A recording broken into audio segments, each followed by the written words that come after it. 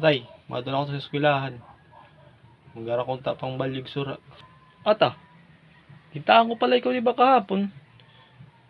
Para sa niyang kunta nga mo pambalyog sura.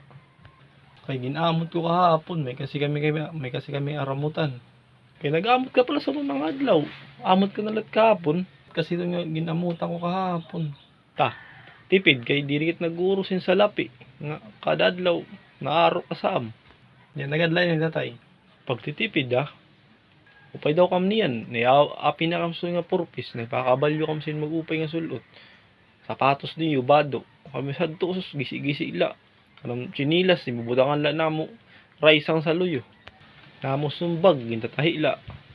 Na mga notebook. Tuwaray sinuratan. Amo itong gititirig ubta. Para magamit pa. Makakatipid kami sa sadto. Dili sa niyan nga puro bago na kam. Kay api kam sun nga purpis. Kaya pinamamalyuan kam. Yeah. Jess, tipiray niya.